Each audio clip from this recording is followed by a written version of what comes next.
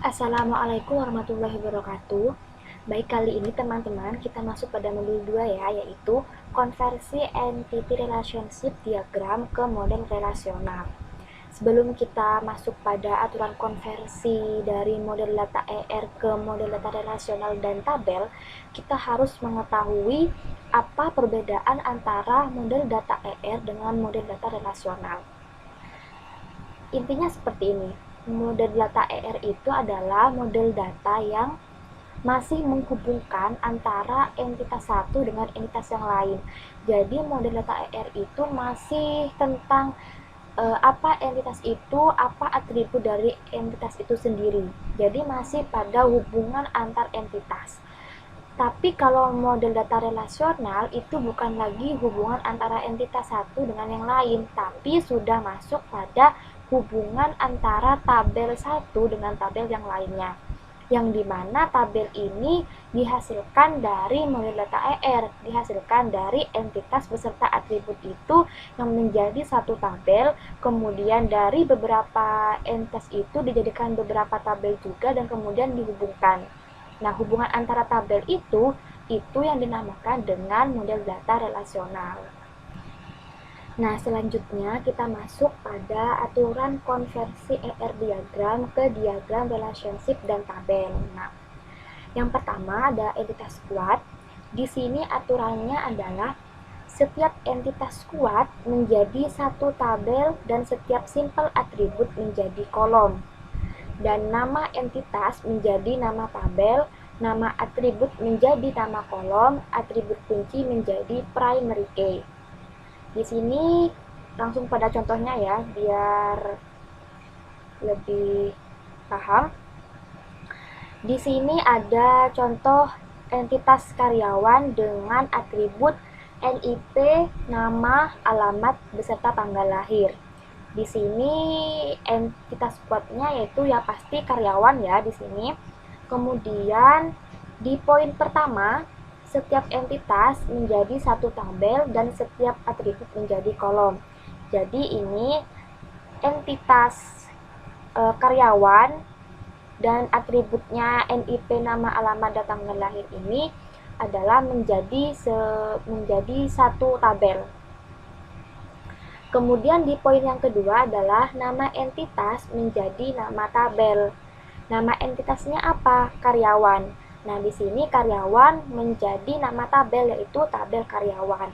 Sedangkan NIP, nama, alamat, dan tanggal lahir ini akan menjadi nama kolom. Nah, ini NIP, nama, alamat, dan tanggal lahir akan menjadi nama kolom. Dan NIP tetap menjadi primary key dari atau atribut kunci dari tabel karyawan ini. Yang perlu kalian ketahui di sini adalah antara tabel sebelah kiri dengan tabel sebelah kanan ini sama-sama merupakan model data relasional. Perbedaannya hanya pada cara pembuatannya saja. Untuk tabel yang sebelah kiri ini kita dapatkan setelah kita membuat di CDM PDM. Nah, hasil dari PDM ini nanti kita akan membuat sebuah tabel, rangkaian tabel, hubungan tabel di aplikasi Dia. Nah, untuk pembuatannya saya sarankan di aplikasi Dia, tapi terserah kalian mau buatnya di mana, di Word juga boleh, atau terserah kalian mau buatnya di mana. Yang penting akan menjadi sebuah tabel seperti ini dari hasil PDM ya, hasil dari CDM PDM. Kemudian tabel ini akan saling berhubungan antara tabel satu dengan tabel yang lain. Berbeda dengan tabel yang ini, tabel ini yang atributnya akan menjadi sebuah kolom-kolom ini nanti kita akan lanjut di MySQL, di PHP MyAdmin. Jadi entitasnya akan hanya menjadi nama tabel karyawan saja dan atributnya akan menjadi sebuah kolom-kolom seperti ini. Meskipun masih belum ada isinya, nanti bentuknya akan seperti ini. Selanjutnya ada atribut komposit. Di sini atribut komposit contohnya adalah alamat, di mana pada atribut komposit ini aturannya adalah alamat itu tidak akan menjadi kolom, tetapi yang menjadi kolom adalah sub-sub dari alamat. Jadi alamat ini kan merupakan atribut komposit, di mana atribut komposit ini adalah atribut yang mempunyai sub-sub dari atributnya. Jadi seperti alamat ini yang ditulis adalah jalan, kota, provinsi, dan kode pos. Jadi bukan alamat sebagai kolom, tetapi bisa dibilang anak-anak dari alamat inilah yang akan menjadi kolom. Seperti itu. Kemudian selanjutnya ada atribut multi value. Di sini contohnya ada hobi. Nah, di atribut multi value ini aturannya adalah akan menjadi sebuah tabel sendiri. Jadi di sini hobi mempunyai tabel sendiri. Karena di sini alasannya adalah setiap orang itu tidak semua orang hanya mempunyai satu hobi saja. Bisa satu orang itu punya 2 hobi, 3 hobi, atau bahkan lebih. Jadi untuk hobi ini, untuk atribut multi value ini harus dijadikan tabel sendiri. Jadi biar tidak rancu untuk penentuan hobinya. Akan tetapi pada tabel hobi ini harus disertai tetap NIP sebagai primary key. Jadi biar ketahuan dari NIP ini, NIP sekian, hobinya tuh apa aja gitu. Jadi tidak hanya satu kolom hobi saja, tapi harus tetap memasangkan primary key-nya. Seperti itu. Kemudian selanjutnya ada atribut turunan. Atribut turunan ini contohnya di sini adalah umur yang ditandai dengan garis putus-putus ya pada bentuk diagramnya. Di sini umur ini sebenarnya diturunkan dari tanggal lahir. Alasannya karena apa? Karena kita bisa mengetahui umur seseorang itu kan bisa kita lihat dari tanggal lahirnya. Tahunnya tahun berapa? Kita kan juga dari tahun itu kita bisa tahu umur seseorang itu berapa. Jadi biasanya kita tidak memakai umur itu tidak masalah, tapi di sini umur jika dicantumkan akan menjadi atribut turunan yang ditandai dengan garis putus-putus seperti ini. Kemudian ada entitas lemah. Entitas lemah ini aturannya adalah atribut kunci pada entitas kuat yang berelasi dengan entitas lemah menjadi kolom foreign key. Atribut NIP di tabel karyawan menjadi foreign key di tabel tanggungan. Jadi di sini contohnya karyawan yang menjadi entitas kuat dan tanggungan menjadi entitas lemah. Nah, di mana primary key dari entitas kuat ini akan menjadi tamu, akan menjadi foreign key di entitas lemah. Ini sudah ada contoh tabelnya ya. Ini adalah tabel karyawan, kemudian tabel tanggungan. Nah, NIP ini akan masuk ke tabel tanggungan yang akan menjadi foreign key di tabel tanggungan. Seperti itu. Selanjutnya relasi 1 ke 1, di mana di sini aturannya adalah full partisipan setiap entitas kuat menjadi satu tabel dan simple atributnya menjadi kolom. Kemudian tabel yang terbentuk ada 2 buah dan atribut kunci pada salah satu entitas menjadi kolom foreign key pada entitas lain. Di sini ada 2 alternatif pada relasi 1 ke 1. Untuk alternatif yang pertama ini kan ada tabel perjalanan dinas dan tabel kegiatan. Nah, di sini primary key dari tabel kegiatan ini akan menjadi foreign key di tabel perjalanan dinas. Sedangkan alternatif yang kedua yaitu sebaliknya. Primary key dari tabel perjalanan dinas ini akan menjadi foreign key di tabel kegiatan. Jadi kita bisa menggunakan salah satu dari 2 alternatif ini untuk relasi 1 ke 1. Yang ketujuh ada relasi one to many. Pada relasi one to many ini yang poinnya yang perlu digarisbawahi adalah sedikit ikut ke yang banyak. Artinya di sini atribut kunci pada entitas yang memiliki kardinalitas 1 menjadi kolom foreign key pada entitas yang memiliki kardinalitas many atau banyak. Nah, di sini contohnya adalah pada peminjaman dan karyawan. Di sini karyawan yang memiliki kardinalitas 1 dan peminjaman yang memiliki kardinalitas banyak. Jadi primary key dari kardinalitas 1 akan menjadi foreign key di kardinalitas yang banyak. Jadi NIP akan menjadi tamu di entitas peminjaman. Nah, di sini pada tabel ya, NIP akan menjadi akan menjadi kolom di tabel peminjaman. Seperti itu. Kemudian ada relasi one to many dengan atribut pada relasi. Di sini perbedaannya dengan yang di atas adalah relasinya ini punya atribut juga. Nah, di sini aturannya one to many menjadi 3 tabel karena ada atribut di relasinya. Tabel dari entitas 1, entitas 2, dan hasil relasinya. Pada tabel relasi terdapat atribut foreign key sebagai hasil relationship. Di sini ada tabel rekening dan tabel customer.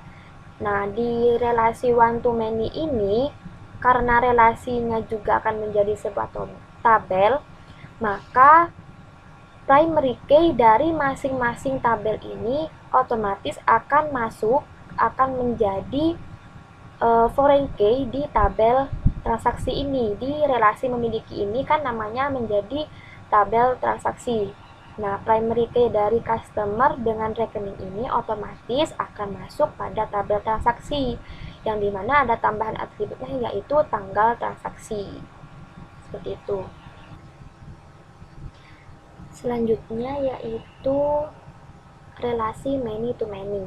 Pada relasi many to many ini ada 2 poin yang perlu digarisbawahi adalah atribut kunci pada entitas yang memiliki kardinalitas many menjadi kolom foreign key pada relasi.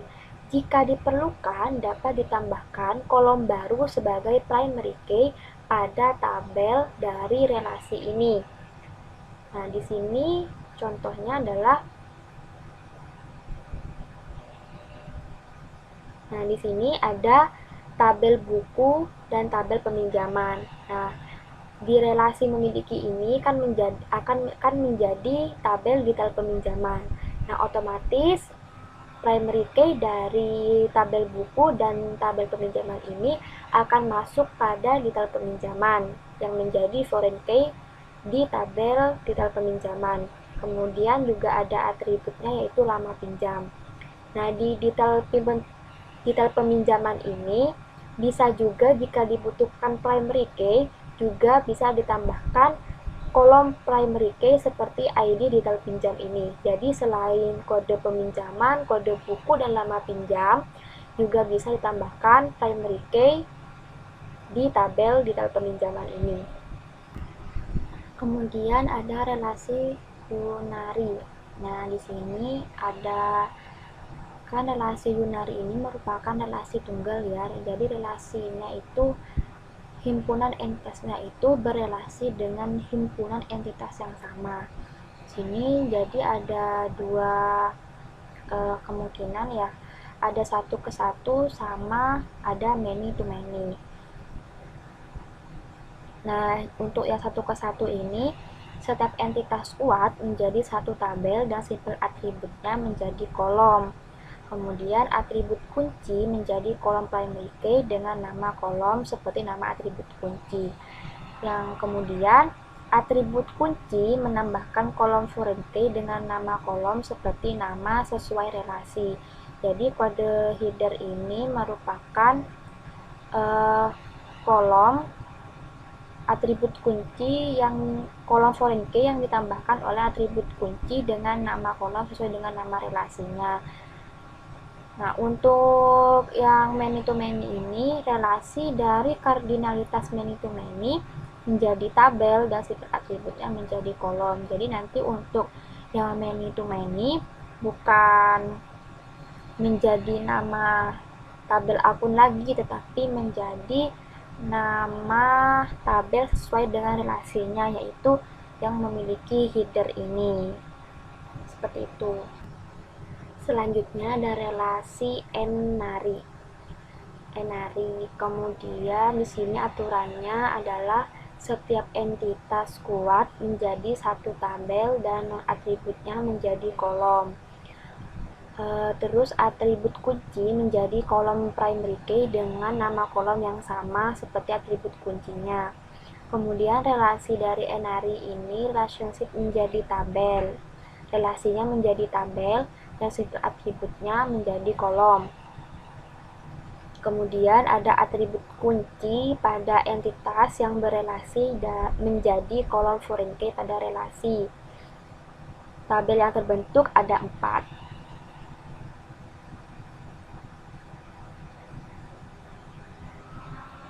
Nah, ini adalah contohnya. Di sini ada tabel cabang, tabel karyawan, dan tabel posisi. Nah, histori pekerjaan ini merupakan tabel dari relasi yang bernama bekerja di ini. Nah, otomatis kan primary key dari tabel cabang, tabel karyawan, dan tabel posisi akan masuk ke histori pekerjaan sebagai foreign key. Kemudian di histori pekerjaan juga ada atribut tanggal mulai. Jadi di sini juga ada 4 tabel. Yang terakhir ada generalisasi dan spesialisasi. Di sini untuk gampangannya, generalisasi ini diibaratkan seperti superclass atau ibunya. Sedangkan spesialisasi adalah subclass atau anaknya. Jadi di sini ada 2 cara. Cara yang pertama itu entitas superclass menjadi tabel dengan simple atribut menjadi kolom. Kemudian atribut kunci menjadi primary key. Nah, yang terakhir entitas subclassnya menjadi tabel dengan simple atribut menjadi kolom dan atribut kunci dari superclass menjadi kolom primary key pada subclassnya. Jadi dicontoh untuk cara yang pertama adalah di sini komik, buku ilmiah, dan jurnal ilmiah adalah subkelasnya, anak-anak dari buku. Jadi buku merupakan superkelasnya. Di cara yang pertama ini, primary key dari superkelas akan masuk pada masing-masing tabel di entitas subkelasnya. Jadi di sini pada tabel buku, primary key-nya adalah kode buku, dan kode buku ini akan masuk pada tabel buku ilmiah, komik, dan jurnal ilmiah. Seperti itu untuk cara yang pertama. Nah, untuk cara yang kedua, entitas subclass menjadi tabel dengan simple atribut menjadi kolom, dan atribut dari entitas superclass menjadi kolom pada subclass. Atribut kunci dari superclass menjadi kolom primary key pada subclass. Nah, untuk di cara yang kedua ini bukan hanya atribut kuncinya saja, tapi atribut dari entitas superclass menjadi kolom di subclass. Jadi atribut di buku yaitu kode buku dan nama buku ini akan masuk menjadi kolom di masing-masing tabel, yaitu masuk di buku ilmiah, masuk di komik, juga masuk di jurnal ilmiah. Nah, ini bisa dilihat juga di komik ada kode buku dan nama buku, di buku ilmiah ada kode buku dan nama buku, dan di jurnal ilmiah juga ada kode buku dan nama buku. Jadi itu saja penjelasan untuk aturan konversi dari model ER ke model relasional dan tabel. Kurang lebihnya mohon maaf. Wassalamualaikum warahmatullahi wabarakatuh.